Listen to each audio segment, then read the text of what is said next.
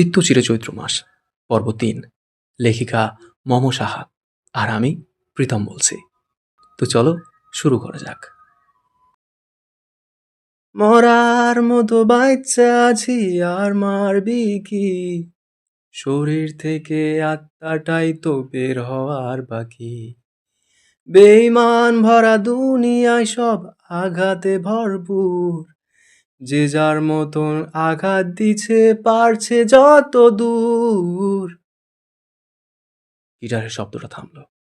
পরিবেশে তখনও অভিযোগের সুরগুলো ভেসে বেড়াচ্ছে। অভিযোগ করা মানুষটা নিশ্চুপ, নিরুত্তর। মধ্যরাতে শো শো করা বাতাসের কারণে মাঝে মাঝেই গানের তাল কেটেছিল, কিন্তু অভিযোগের ছুরি হালকা হয়নি। অভিযোগগুলো বেশ শক্তপোক্ত কিনা। ফোনের স্ক্রিনে ছোট্ট মেসেজ আসতেই কালো আঁধারিয়া স্ক্রিনটাতে আলো জ্বলে উঠল। তত প্রয়োজনে বার্তা না, ইন্টারনেট প্যাকেজের মেসেজ। বাহার দৃষ্টি রাখলো ফোনের স্ক্রিনটাতে। রাত ৩:০৭।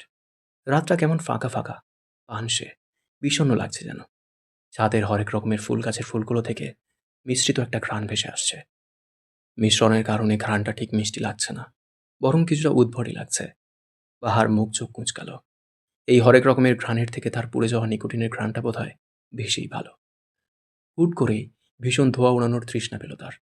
প্যান্টের পকেটে তন্ন তন্ন করে সে দেশলাইয়ের বাক্সটা ছাড়া আর কিছুই পেল না। প্রয়োজনের সময় প্রয়োজনীয় জিনিসটা না পেলে বিরক্তির স্রোত বয়ে যায় শরীরে। বাহারের ক্ষেত্রেও তাই ঘটল। বিরক্তিতে কপাল কুঁচকাল। দুপুরেই তো সিগারেটটা শেষ হলো, তারপর এত অঘটনের কারণে আর কিনা হয় না। ভাবতে একটা হতাশার শ্বাস বেরিয়ে এলো। এই মুহূর্তে সিগারেটটা বেশি প্রয়োজন। পাঞ্চে রাতটাকে ধোঁয়ায় উড়িয়ে দিলেই বিষণ্ণতা কিছুটা কমবে। এলোমেলো ঝাঁকড়া চুলগুলো থেকে চুঁইয়ে চুঁইয়ে পানি পড়ে গায়ে জড়ানো টি শার্টটার অনেক অংশই ভিজে গেছে। সেদিকে খেয়াল দিল না বাহার, বরং আস্তে ধীরে পা ফেলে সে সিঁড়ি বেয়ে ছাদ থেকে নিচে চলে গেল। চিত্রদের বাড়ির ছাদে যেতে হলে তাদের মেইন দরজার বাইরে এসে সিঁড়ি বেয়ে যেতে হয়। সেই সুবাদে বলা যায়, কে কখন ছাদে যা আসে তা এতটা বুঝতে পারে না ঘরের ভেতরের লোকজন। ছাদ থেকে নেমে যেই না মেন গেট পার হয়ে বাইরে যেতে নেবে, তন্মধ্যেই চিত্রদের বাড়ির বৃদ্ধ দারোয়ান বাহারকে ডাক দিল। বাহার চাচা, আম্মা জানগো, কি খবর? আপনি তো দেখে আইছিলেন, তাই না? যেতে যেতেও থমকে দাঁড়ালো বাহার। বয়সের ভারে কুচকে যাওয়া চামড়ার মানুষটার দিকে তাকালো। রাতের রাস্তার সোডিয়ামের হলদেটে আলোয় লোকটার কালো কুচকুচে মুখটা ঝিলিক দিয়ে উঠল। বৃদ্ধ দারোয়ানের চোখের কোণে অশ্রুদের ভিড় চোখ এড়ায়নি বাহারের। বাহার অনেকটা এগিয়ে গিয়েছিল বলে লোকটা থেকে বাহারের অবস্থান প্রায় ৭-৮ হাত। বাহার পিছিয়ে এলো। বৃদ্ধ দারোয়ান বরাবর দাঁড়িয়ে প্রশ্ন করল, আপনি ঘুমাননি চাচা? না চাচা, বাড়ির ফুলগুলানের এই অবস্থা, আমি কেমন কইরা সুখের নিদ্রা জামু কও? লোকটার কথায় বাহার কিঞ্চিত অবাক হলো।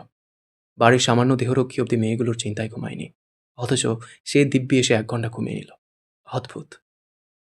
কইলা না তো চাচা, আম্মারা ভালো আছে? বাহার মুখ ছোট করল, বিরস মুখে উত্তর দিল, না চাচা, তত ভালো নাই। তবে ওহির ততটা ক্ষতি হয়নি। সে কাল পরশুই বাসায় চলে আসতে পারবে। চেরি আর চিত্রারই অবস্থা খারাপ। বৃদ্ধ লোকটা ফ্যাল ফ্যাল করে কেঁদে দিল। চোখের পানিগুলো বাহারের কাছে মুক্তোর দানার মতো লাগলো। সে কেবল নির্বিশেষ তাকিয়ে রইল ক্রন্দনরত আবু চাচার দিকে।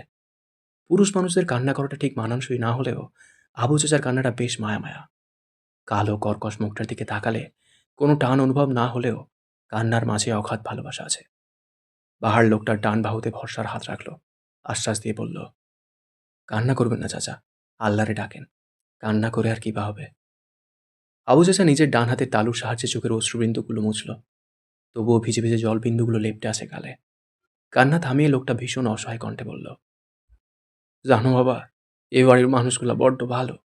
ওই মামুনি শান্ত ছিল ছোটবেলা থেকে, ওর জন্য কারো চিন্তা ছিল না। কিন্তু চিত্রা মামুনি ছিল অনেক দুষ্ট। একটু চোখের পলক পড়তেই মেয়েটা গেটের বাইরে চলে যেত। অনেক নাকানি সুয়ানি খাওয়ালেও দিন শেষে মেয়েটা কত যত্নশীল ছিল। আর সেরি মামুনিরে তুমি দেখলাই, ওগো এত বিপদ হইব ভাবি নাই। সবই পাপের ফল, বুঝলা? বাপ মায়ের পাপ সন্তানরে ধরে। শেষের কতটুকু বাহারের মনে দারুণ সন্দেহ জাগলো, কিন্তু সে প্রকাশ করল না। কারণ সে এতটুকু জানে, আবু চাচা অনেক বিশ্বস্ত লোক। যে বাড়ির নুন খায় সে বাড়ির খারাপ চাইবে না। হয়তো এখন অতি আবেগে কথাটা বের হয়ে গেছে, না হয় এটাও বের হতো না। মনুষ্য জাত এমনই, এদের আবেগের স্রোত এত বেশি যে আবেগের বশে এদের বিবেকের মাঝে মাঝে কার্যক্ষমতা লোপ পায়। বাহার আবু চাচাকে ঘরে পাঠিয়ে নিস্তব্ধ রাস্তায় পা বাড়ালো। ঘুমিয়ে আছে রাতের শহর, তাই তো এত নিশ্চুপ। চিত্রাদের রাজধানীর নামকরা প্রাইভেট হসপিটালে ট্রান্সফার করা হয় নুরুল সওদাগরের হম্বিতম্বিতে। কোনো মতেই সেই সরকারি হসপিটালে মেয়েদের রাখবেন না। ভালো চিকিৎসা পেতে হলে তার মতে প্রাইভেট হসপিটালের বিকল্প নেই। বাহারের তখন এসব জিনিসগুলো একটু বেশি বেশিই মনে হয়েছিল। যে বাবার মেয়ের বাঁচা মরা নিয়ে ভাবনা নেই, তার হসপিটালের পরিবেশ নিয়ে ভাবনাটা নেহাতি হাস্যকর মনে হলো। এমন গা জ্বালানো আধিক্যতা বাহারের ঠিক সহ্য হয়নি। তাই সে রাত 11টার দিকেই চলে এসেছে। বাড়িতে আপাতত চাঁদনি, ফুফুর ছেলে অনয় আর চাঁদনির স্বামী ছাড়া কেউ নেই। সবাই হসপিটালে। চিত্রার বড় চাচাও চলে এসেছে। চিত্রার ছোট চাচাকেও জানানো হয়েছে। উনিও যত দ্রুত সম্ভব আসার চেষ্টা করবে। চিত্রাদের এলাকায় এত রাতে অবশ্য কোনো দোকান খোলা নেই। বড়লোকের অভিজাত এলাকা কিনা। বাহার চুলগুলো ঝাঁকাতে ঝাঁকাতে একটা বিরক্তের শ্বাস ফেলল। একটা বিদঘুটে রকমের শব্দ বের হয়ে এলো মুখ থেকে। পায়ের সামনে পড়ে থাকা খোলা বোতলটাতে ডান পায়ে লাথি দিয়ে তাচ্ছিল্য করে বলল, শালা বড়লোক হলেই ঝামেলা। সামান্য সিগারেট খেতে কিনা 7 সমুদ্র 13 নদী পাড়ি দিতে হচ্ছে। সামান্য একটা সিগারেটই যদি না পাওয়া যায়, তবে তো তোর এত বড়লোকই ভাবসাব দিয়ে কী লাভ? সিগারেট রাখে না, ভদ্র এলাকা। অথচ এক একটা বড় বড় পার্টির নাম করে মদ খেয়ে টাল হয়ে থাকে। নারী নেশায় টাকা ওড়ায়। সব রাতে করে। দিনে এসব বড় লোকেরা সাধু সাজে। যত সব ফাউল লোকজন। আমাদের গরিবদের ধোঁয়া ওঠানোর আনন্দটাও তাদের সহ্য হয় না। গরিবদের শখ আহ্লাদ খুশিতে লাথি মেরেই যেন এদের চিরসুখ। অনির্দিষ্ট গন্তব্যহীন হেঁটে অবশেষে বড় রাস্তার মোড়ে খুপড়ির মতন চায়ের দোকানটা খোলা পেল বাহার। সেখান থেকে 1 প্যাকেট সিগারেট কিনে যেই না বাড়ির পথে পা বাড়াতে নিল, হঠাৎ মনে হলো তখনের অতি কষ্টে মিষ্টি হাসি দেওয়া মেয়েটাকে একটু দেখতে যাওয়া উচিত। কি নিদারুণ কষ্টই না মেয়েটা পেয়েছে। আধা ঘন্টার পথ একা একা বেখেয়ালিভাবে হেঁটে অবশেষে নির্দিষ্ট গন্তব্যে পৌঁছালো বাহার। অথচ বাহারের জীবনে এতগুলো দিনেও কোনো গন্তব্য ছিল না। এক রাতের মধ্যে কিছুক্ষণের জন্য হলেও বাহার ভাইয়ের একটা গন্তব্য হলো। ফোনের স্ক্রিনের সময় দেখার জন্য দৃষ্টি দিতেই দেখলো একদম 4টা বাজে। ছোট্ট একটা শ্বাস ফেলল বাহার।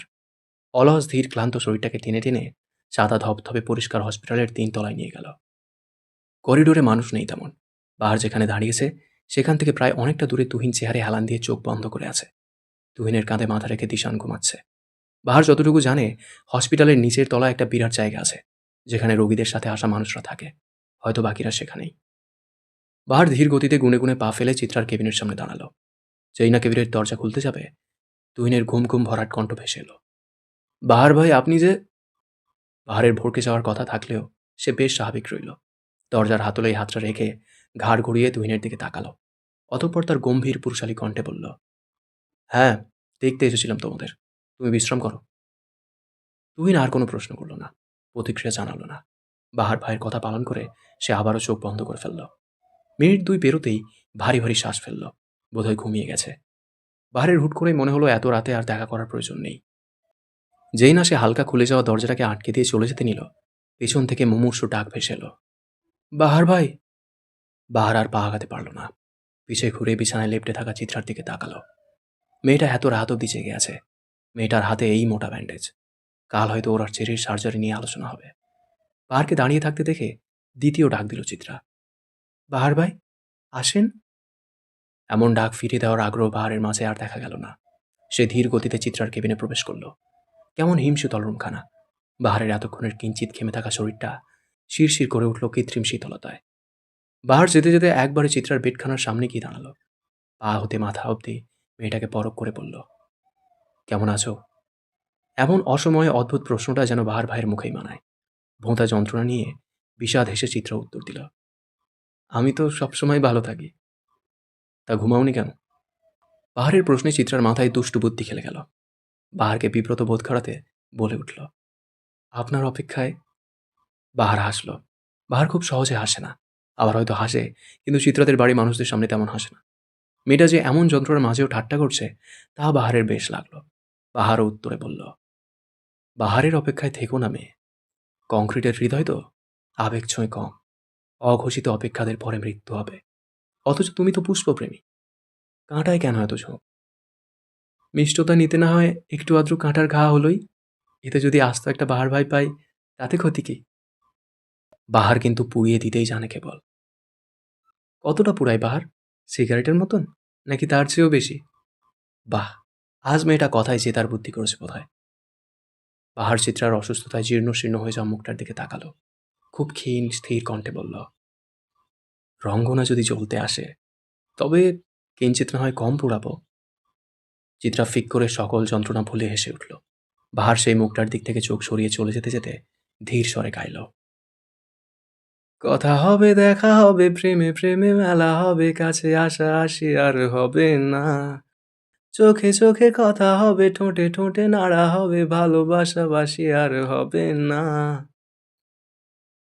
চিত্রা যাওয়ার পানে তাকিয়ে রইল কতক্ষণ, আপন মনেই প্রশ্ন তুলল, সত্যিই হবে না বাহার ভাই?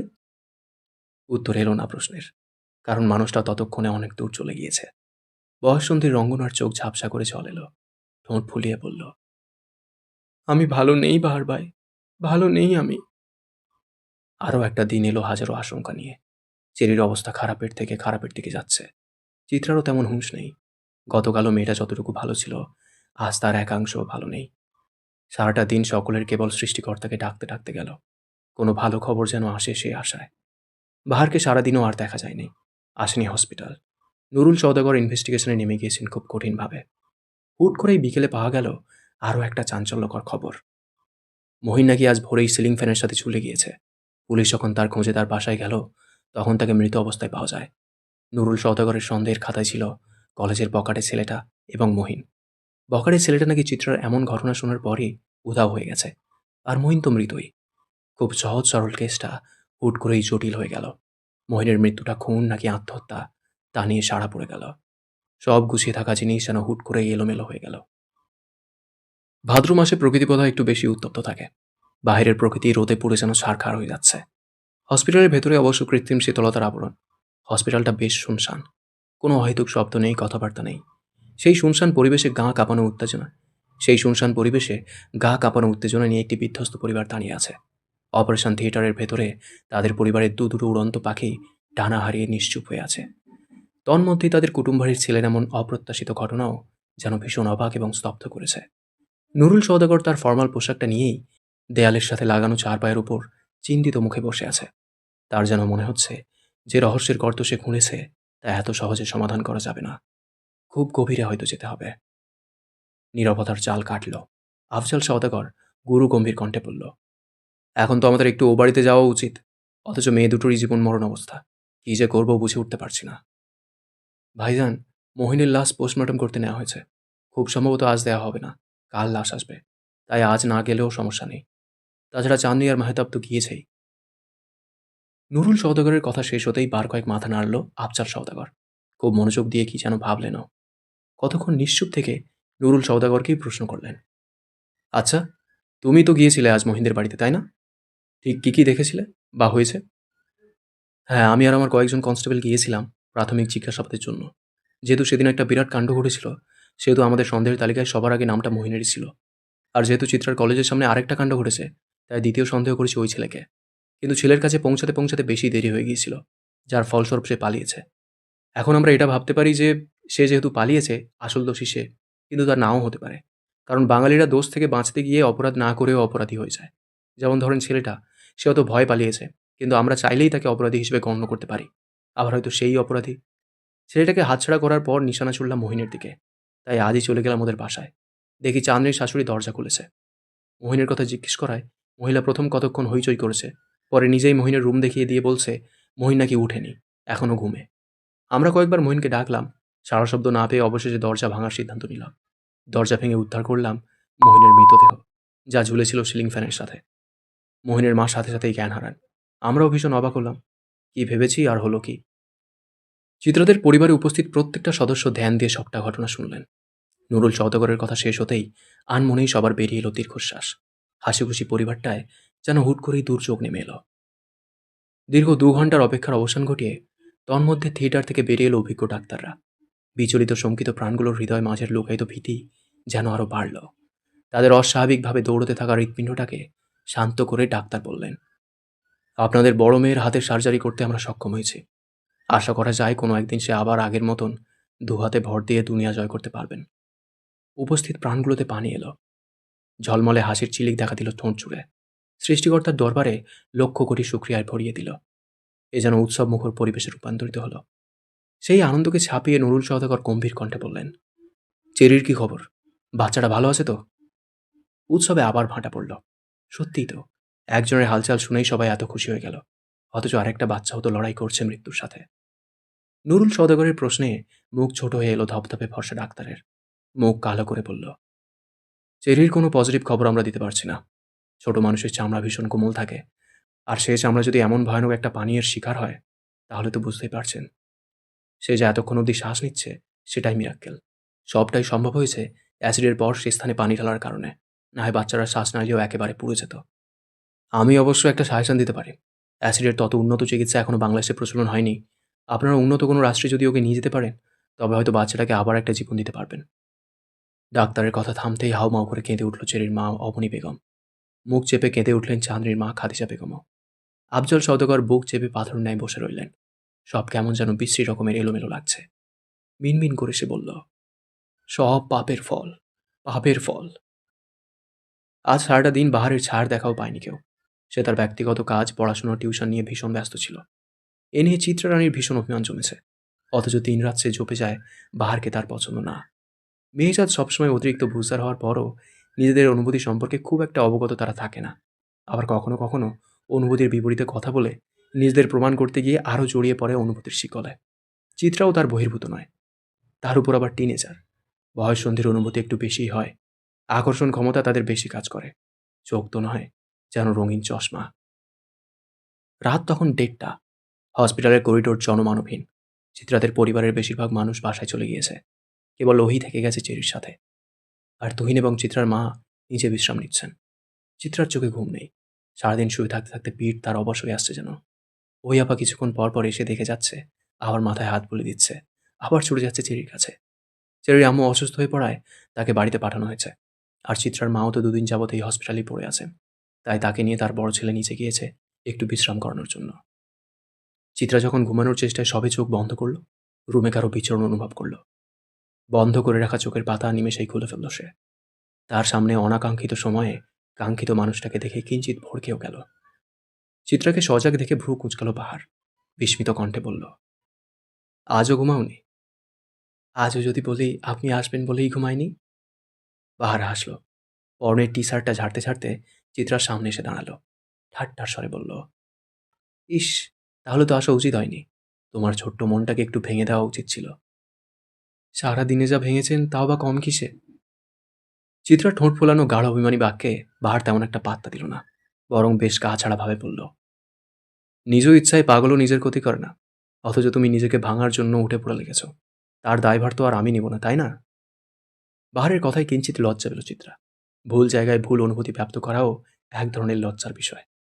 চিত্রার মুখের লজ্জার আভাস যেন বাহারের বুঝতে বাকি রইল না। তাই বাহার কথা ঘুরিয়ে বলল, তা মেয়ে, আজ কেমন আছো? ভালোই আছি। আপনি? তুমি জানো না মেয়ে, কাউকে এই প্রশ্নটা করা উচিত নয়। পৃথিবীর সবচেয়ে কঠিন প্রশ্ন হলো এটা। আর বেশিরভাগ মানুষ এই প্রশ্নের উত্তর দিতে গিয়ে মিথ্যা বলে। একজনকে দিয়ে মিথ্যা বলানোটাও কিন্তু পাপ। বাহারের হেয়ালিপূর্ণ কথায় বিরক্ত হলো চিত্রা। ঝাঁঝালো কণ্ঠে বলল, তো আপনি কেন করছেন? সেদে সেদে পাপ কামাতে আসছেন কেন? আমি সব সময়েরই পাপী বান্দা। পাপ করা যার নিয়ম। তুমি তো পবিত্র, তোমার কি পাপ করা সাজে? বাহারের কথা বলার ভঙ্গিতে মুখ বাঁকালো চিত্রা। বাহার উচ্চস্বরে হেসে উঠল। বুকে হাত দিয়ে চিত্রাকে লজ্জা দেওয়ার উদ্দেশ্যে বলল, উফ, এখানে লেগেছে মেয়ে। বাহারের ভঙ্গিতে চিত্রার বিস্ময়ে চোখ বড় বড় হয়ে গেল। পরক্ষণেই খিলখিল করে হেসে উঠল সে। বাহার কিছুক্ষণ অপলক সেই হাসির দিকে তাকিয়ে রইল। অতঃপর সিগারেট বের করে ঠোঁটের ভাঁজে চেপে ধরল। বুক পকেট থেকে ডিএসএলআর বাক্সটা বের করতে করতে বলল, মেয়ে জাতির যেন স্বভাবই এটা, হেসে দিয়ে পাহাড় ভাঙে। অথচ আমি নষ্ট পুরুষ। চিত্রা ফ্যাল ফ্যাল চোখে তাকাতেই বাহার দরজার বাইরে চলে গেল। চিত্রা কেবল তাকিয়ে রইল হা করে। লোকটা কি যেন বলে, তার অর্ধেকই চিত্রার মাথার উপর দিয়ে যায়। নতুন একটা সকাল, আহাজারিতে পরিপূর্ণ। মহিনের কাঁটা ছেঁড়া লাশটা পড়ে আছে তাদের বাড়ির সামনের রাস্তাটায়। মহিনের মা ক্ষণে ক্ষণে চিৎকার দিয়ে জ্ঞান হারাচ্ছে। চিত্রার বড় চাচা, চাচি, তুহিন, বাহার সবাই এসেছে। মহিনের জন্য সবারই খারাপ লাগছে। নুরুল সওদাগরও ততক্ষণে উপস্থিত হয়েছেন। হাতে তার পোস্টমর্টেম রিপোর্ট। রিপোর্টে মৃত্যুর কারণ দেখে সে হতভম্ব।